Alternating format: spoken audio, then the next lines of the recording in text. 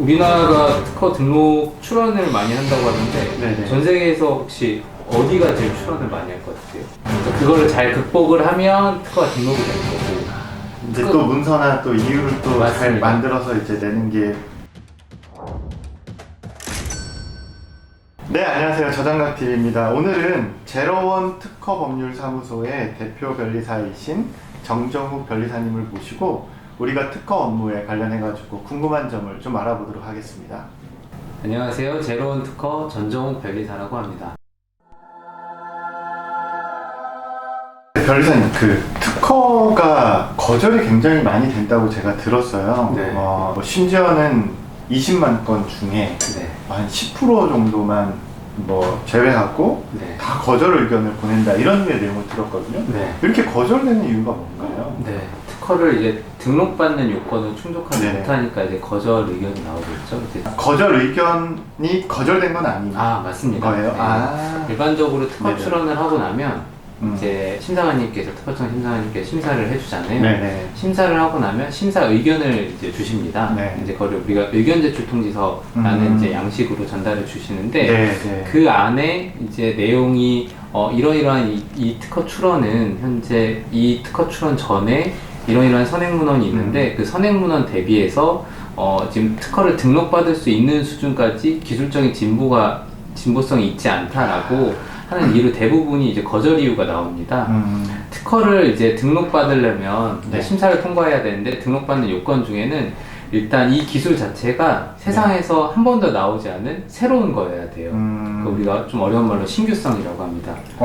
그러긴 쉽지 않겠는데요? 네, 그렇기도 쉽지 않고 또 두 번째로 더 쉽지 않은 게 신규성뿐만 아니라 이것과 관련된 여러 가지 기술들이 있잖아요. 네네. 좀 더 다른 기술이더라도 기존에 공개된 기술들을 조합을 해서 네. 그 기술과 관련된 업계 연구원들, 개발자들이 조합해서 이 정도 기술은 생각해낼 수 있겠는데 라는 정도 수준까지도 가면 안 돼요. 그걸 우리가 진보성이라고 표현을 합니다. 네네네. 그래서 새로운 것뿐만 아니라 굉장히 독창적이어야 특허를 등록받을 수 있습니다. 그래서 이 요건이 만만치가 않죠. 그래서 이 요건을 통과하지 못한 대부분의 특허 출원이 말씀 주신 대로 이제 의견 제출 통지서라는 형태로 거절 이유가 나오게 됩니다. 네네.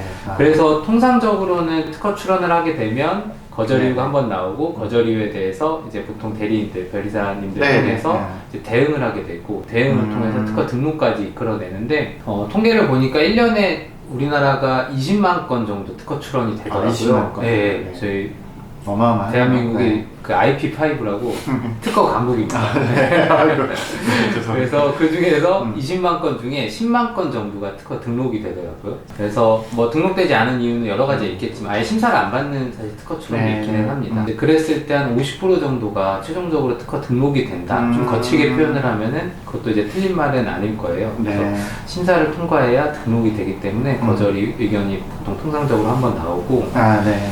우리나라가 특허 등록 출원을 많이 한다고 하는데 네네. 전 세계에서 혹시 어디가 제일 출원을 많이 할 것 같으세요? 제가 좀 찾아봤습니다. 저 미국일 것 같아요.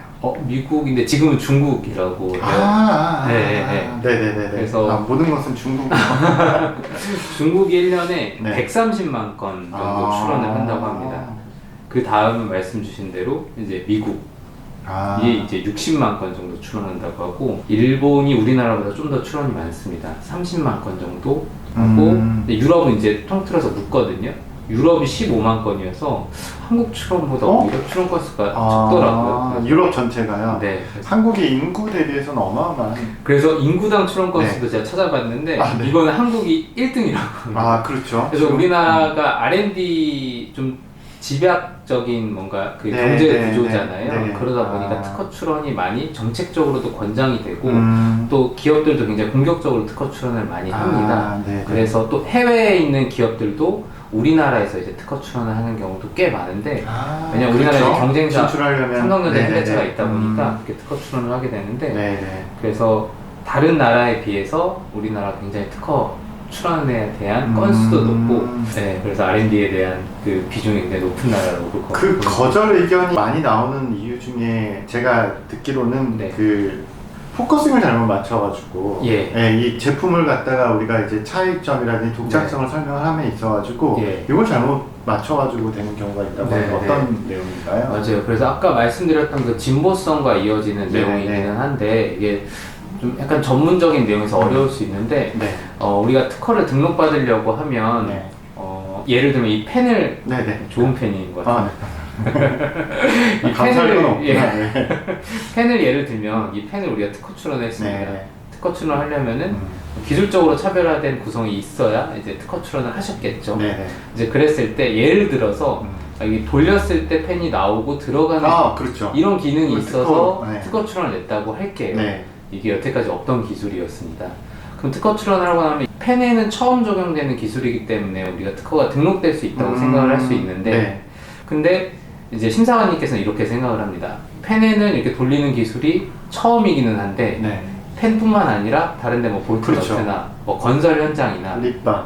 네 그렇게 할 때 네네네. 이거를 여기에 이 펜과 관련된 펜을 제조하는 업계 개발자나 연구원들이 돌리는 걸 쉽게 적용할 수 있겠는데 이종 기술이라고 하거든요. 네네. 그래서 이종 기술을 적용을 해서 뭐 이 정도는 충분히 생각해낼 수 있겠어 라고 하는 이유로 거절 이유를 내는 겁니다. 그래서 그거를 잘 극복을 하면 특허가 등록이 되는 거고 이제 또 문서나 또 이유를 또 잘 맞습니다. 만들어서 이제 내는 게 그게 또 변리사님께서 도와주신 업무. 네, 기존에 뭐 중요한 립밤으로 거. 이제 돌리는 거는 뭐 여기 펜에 적용할 때는 좀 뭐 이런 어려운 점이 있어서 우리는 그거를 개선하기 위해서 펜에 특화된 이런 구조를 그렇죠. 고안을 했다 이런 식으로 이거는 딱 딸깍하는 느낌이 있는데요. 네. 딱 넘어왔을 때 이제 그런 류의 것들 어필을 해야 되는 맞습니다. 그런 내용들이 네. 있네요.